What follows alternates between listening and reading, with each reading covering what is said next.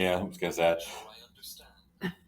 So good morning. It is Thursday, which means it's Suzilla. It is Suzie, Suzilla, and Suzie, and Matt, and Wenatchee Insurance, and Suzie Health Solutions. And if you need it insured, we'll probably be able to help you. As people are finding out the hard way. Well, not sort of the hard way, the easy way by talking to us. Oh yeah. Yeah. So we are gonna get into. Well, we're kind of winging it this morning. Yeah. So Suzie said, "Well, how about we talk about adapting and evolving your business?" Yeah. Don't be afraid to adapt and evolve. Well, there's this weird mindset that non-entrepreneurs have. Okay.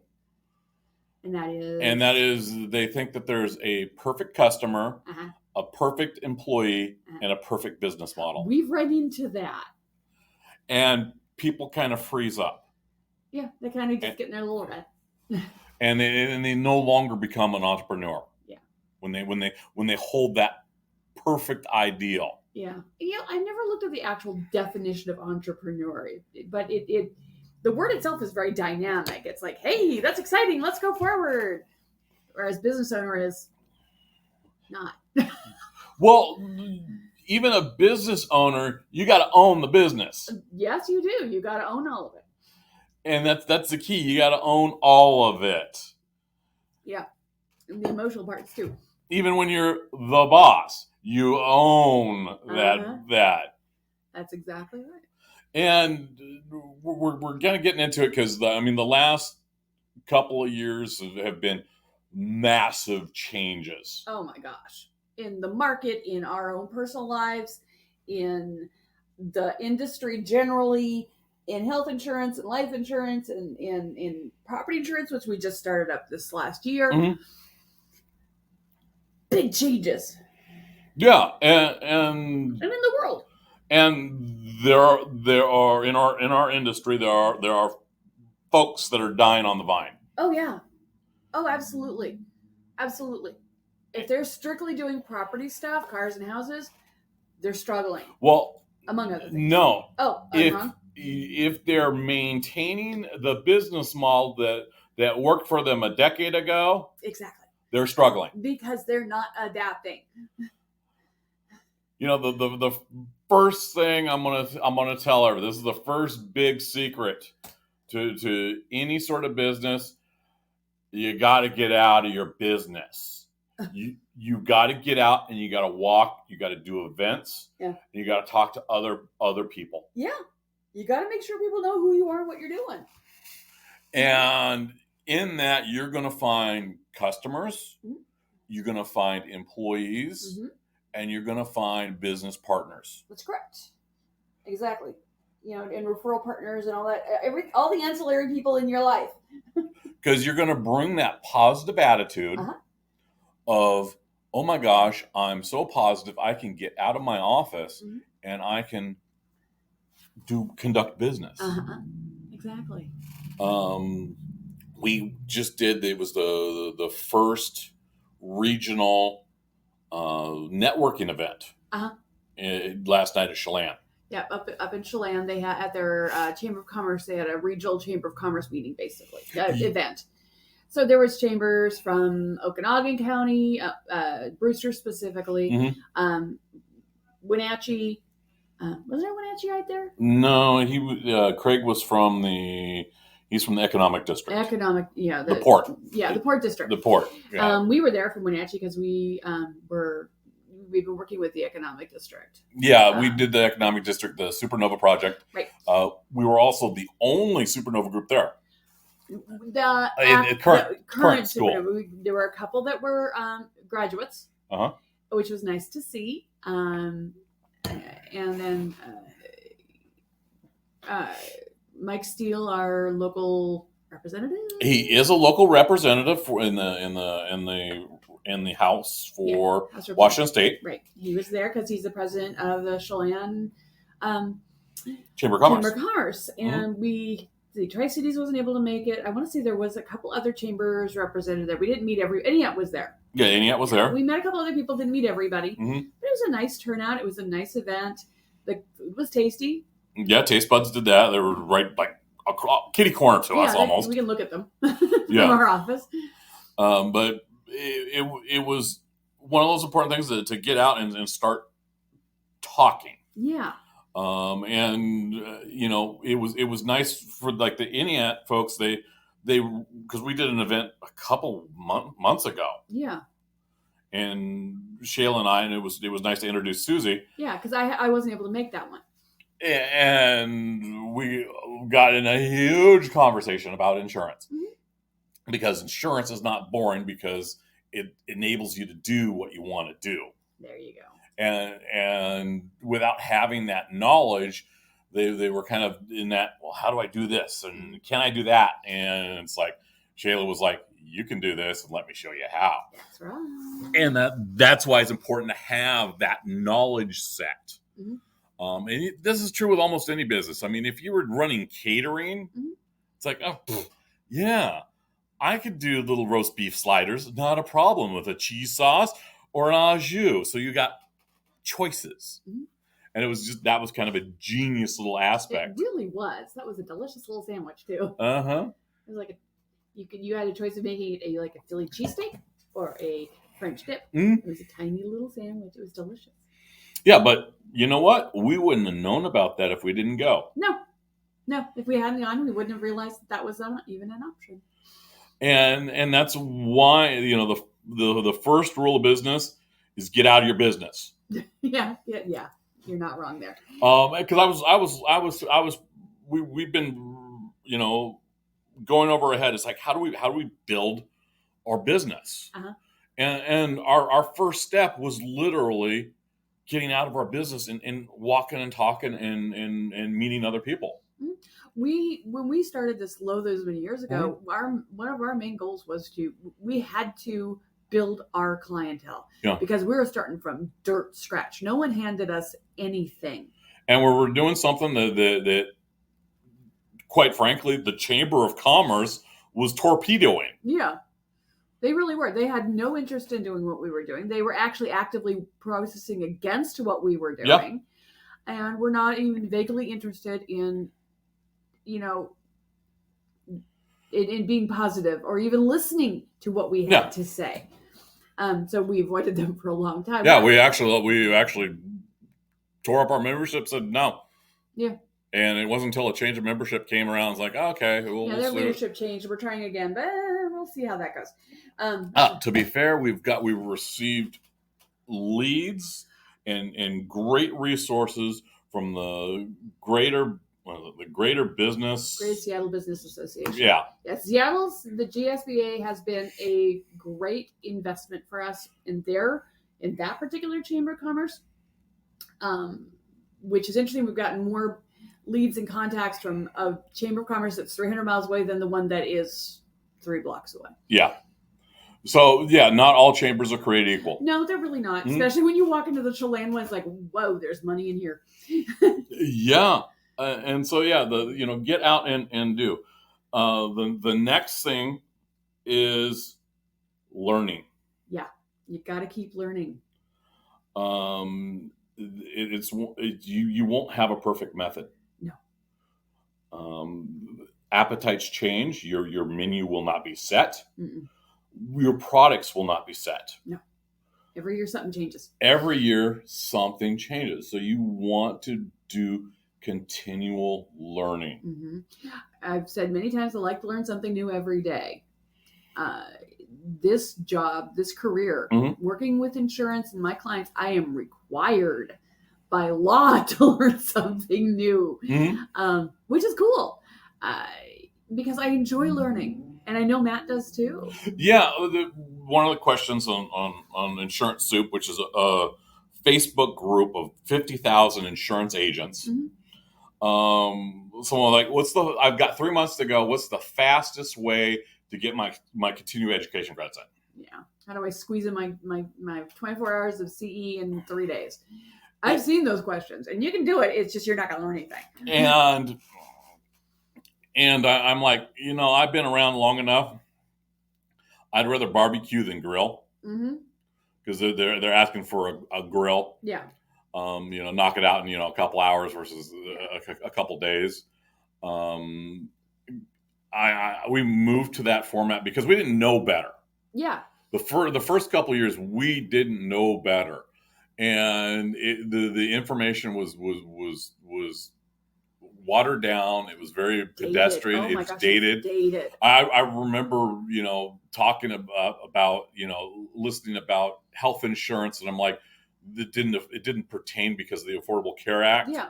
So it was very outdated, and so quite frankly, we started jumping. Yeah, we started finding other sources, and one thing that now there are certain modules.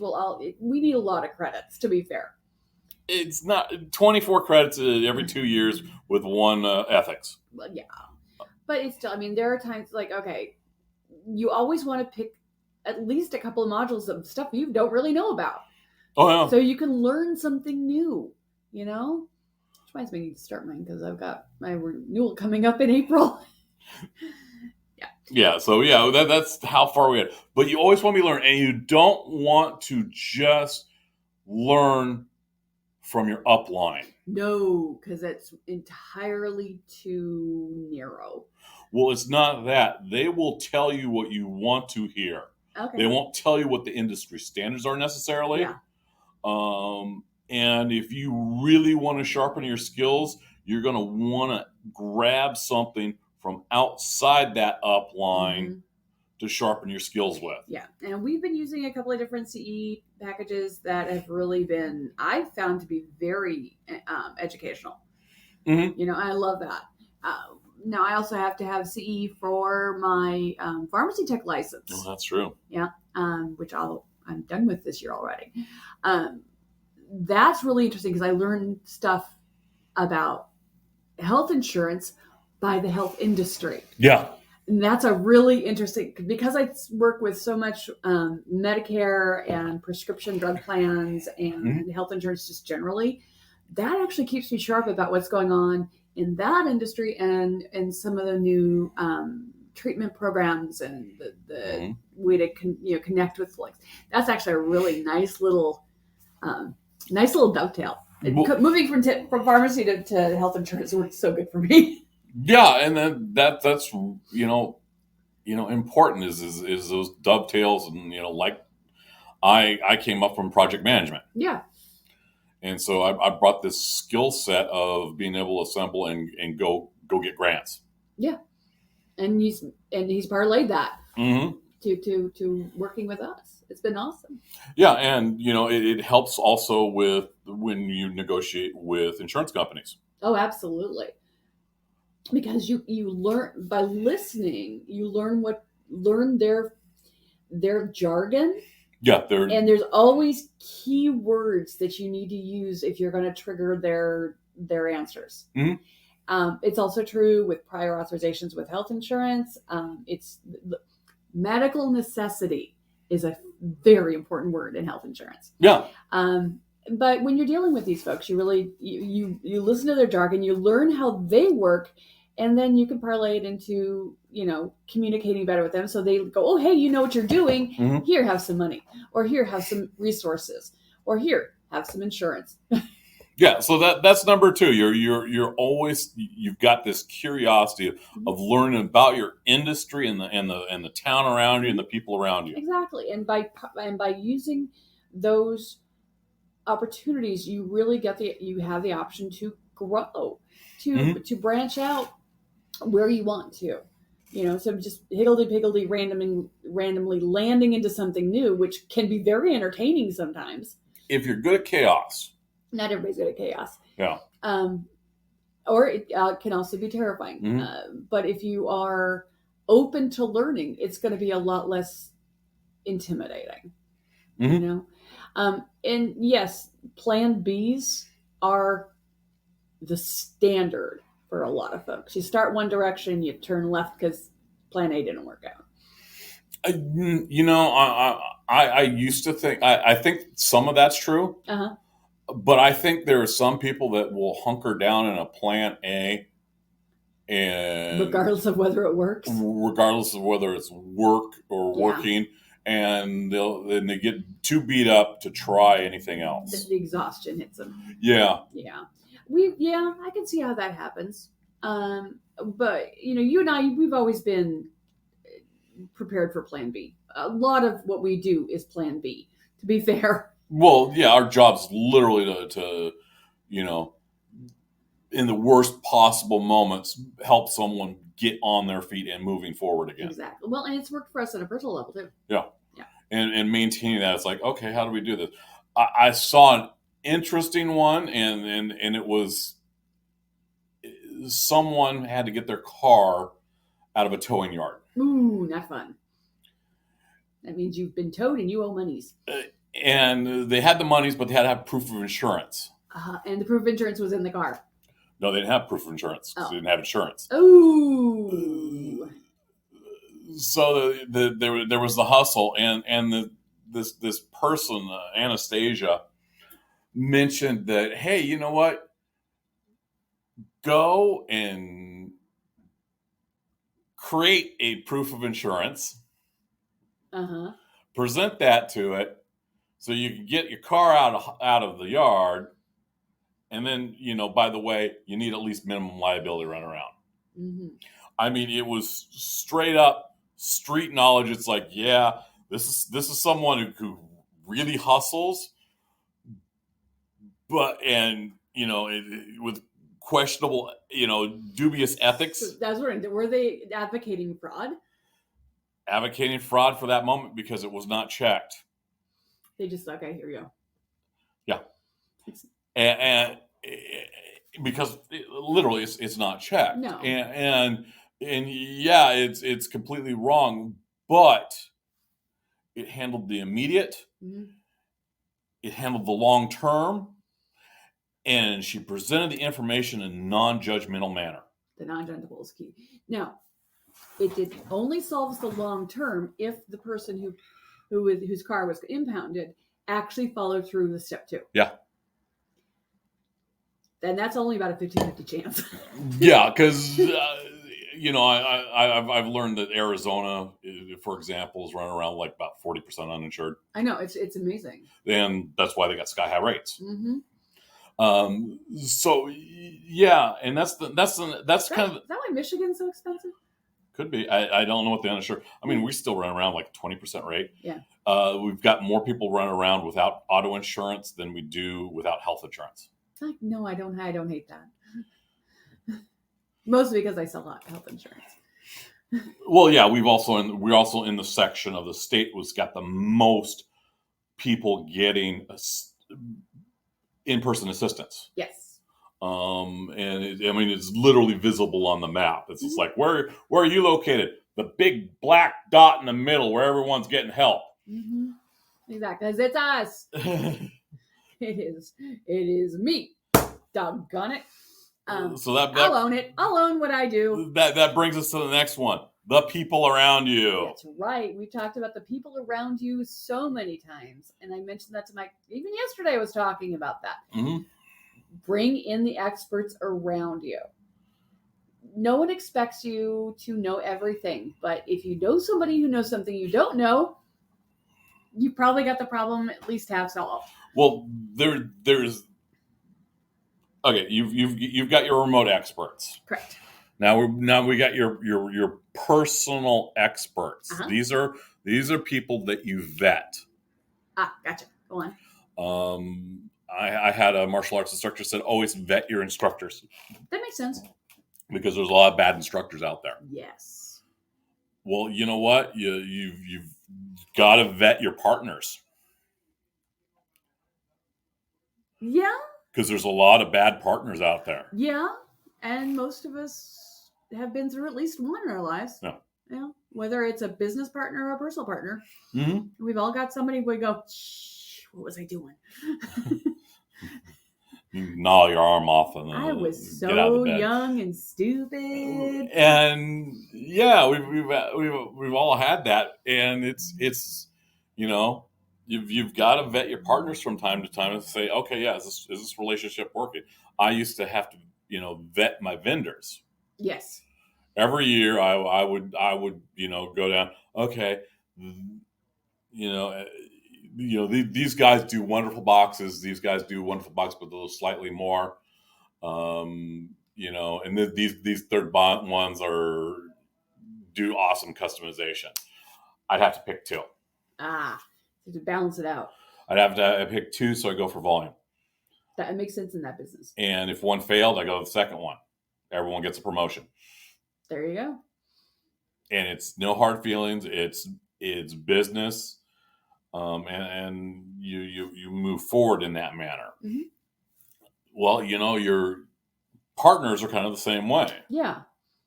Is you want to have people close to you that are providing that quality that you need mm-hmm. in a defined manner. Mm-hmm. And if you don't, it's time to move on.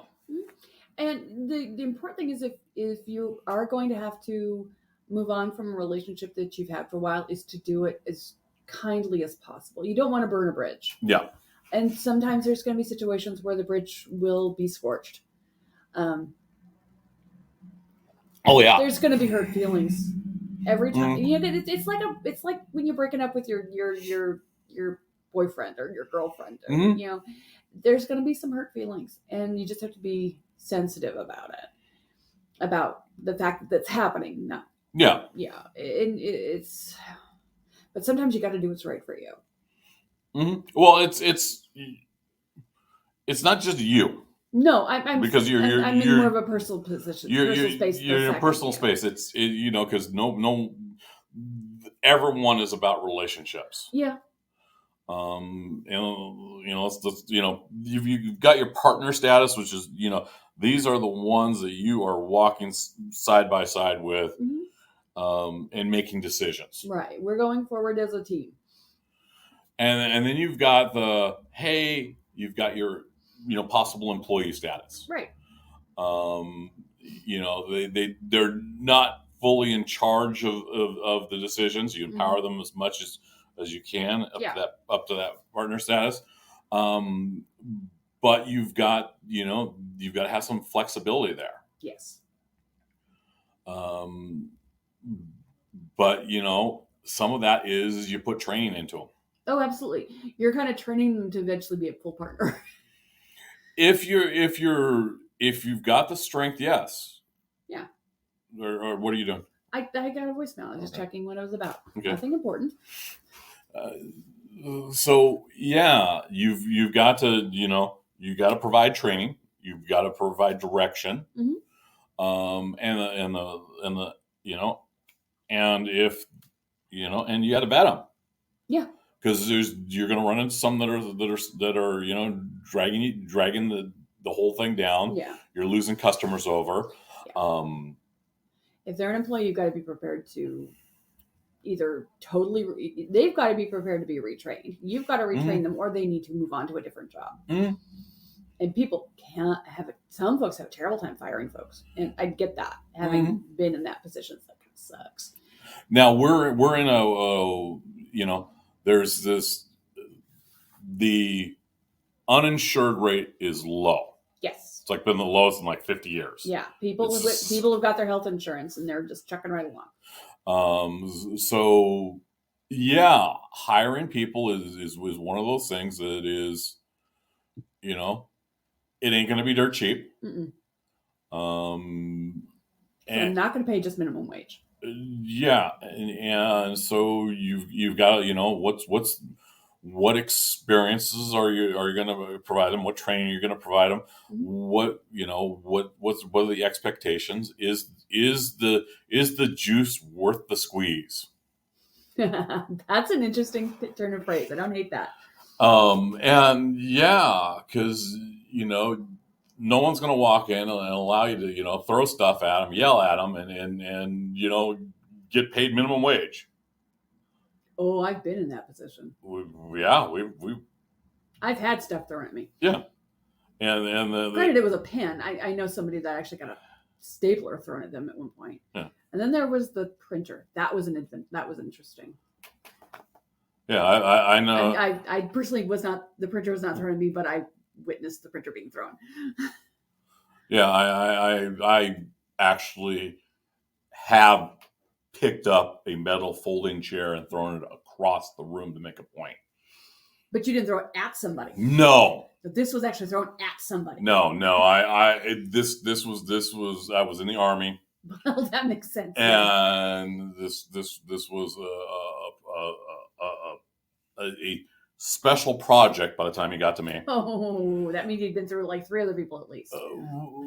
Well, I was the assistant squad leader, and what had happened was while I was out at primary leadership development course, he managed to have not one but 2 battalion musters because of E&O complaints. Oh dear! To the inspector so the whole general. Battalion had to pay his debt. Yep. Oh, that didn't go well. This is a frontline combat unit. Oh, geez. So, we were at I got back, got my stripes and all that. My squad leader took me aside. It's like, he's your project. Awesome. But yeah, we were at a range, and he watching the tracers go down. Yeah. And his relief came and relieved him, and he still stayed in the tower, watching the rounds go down range, and night fire, cool. And he went through at least 1, if not 2 cycles of that, and then came back and said that, I'm too tired to do my duty. No. And that's the point where I picked up the chair, threw it across the room, and cursed him out. And he went out and did his 2 hours and came back and went to bed. I am so sorry. I'm like stunned that this guy made it that far. However, I managed to do it without getting an E&O complaint. Because he knew he was wrong. Well, I think, I don't know. It's like he was pushing boundaries with you. Yeah, and there's a certain level of, it's really harsh love when you're in a combat unit, where we talk and we do horrible things to each other, and it's kind of expected when we love and respect each other, because we all know we're going to die. Yeah, that's just the dark nature of it. I'm with infantry. Oh yeah, the life expectancy of an infantryman was 19 seconds. Yeah. It's dark. Yeah. And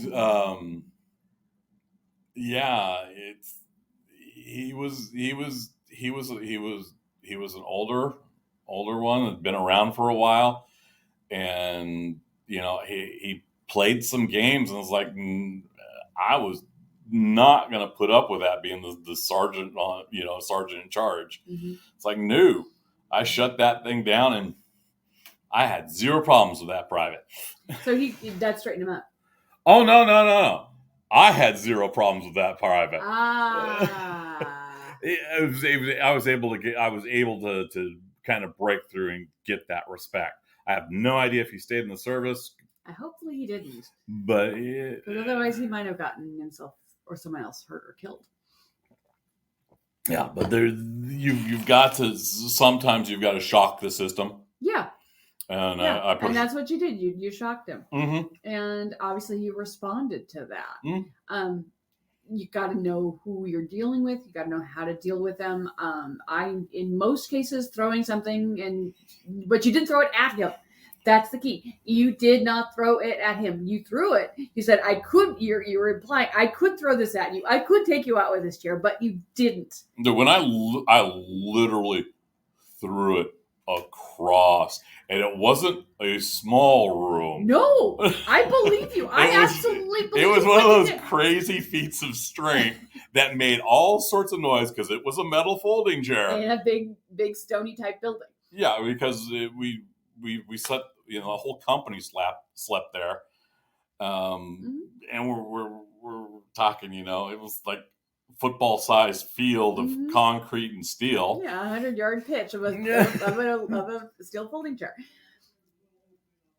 What it boils down to is you can't be afraid to make those strong moves. No, you cannot. And yeah, sometimes you can be afraid, but make them anyway. If you're a leader, mm-hmm. and a business owner is a leader, mm-hmm. a manager is even a leader, mm-hmm. if empowered by the owner. Sometimes you have to maintain that, mm-hmm. by making strong moves. Yeah. And yes, it is okay to be afraid, mm-hmm. for the strong moves, but you still have to suck it up and not show that fear. Yeah, so sum up, hey, the first step, get out of your business. That's right. Get out. Expand your parameters. Meet your people. The reason why small businesses fail is because customers don't know they exist. There you go. I still, to this day, I didn't even know you were here. 10 years later. 10 years later, countless is out. The second thing is you always be learning. And sometimes that learning, you can bring new people in. Oh, yeah. Absolutely. Don't rely on just one upline. Uh-huh. Broaden your horizons. Uh-huh. You can learn a lot by broadening your horizons. Oh, yes.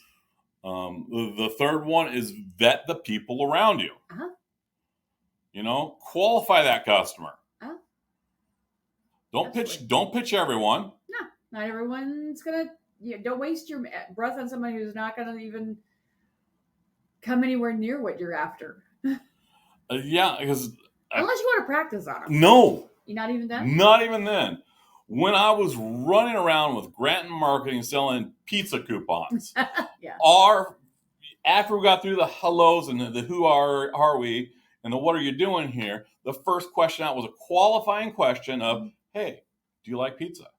Yeah. And if they answer no, it's like, awesome, have a nice day. Yeah, because it'll be a waste of, I can't talk you into liking pizza. Yeah, because you acknowledged with respect that, hey, that's awesome. Mm-hmm. Have a nice day. Mm-hmm. And some of the times they'll respond, well, what do you got? Uh-huh. Well, you don't like pizza. Well, I kind of like pizza. And then you ask the qualifying, are you going to buy, a pizza, a pizza in the next month? Well, yeah.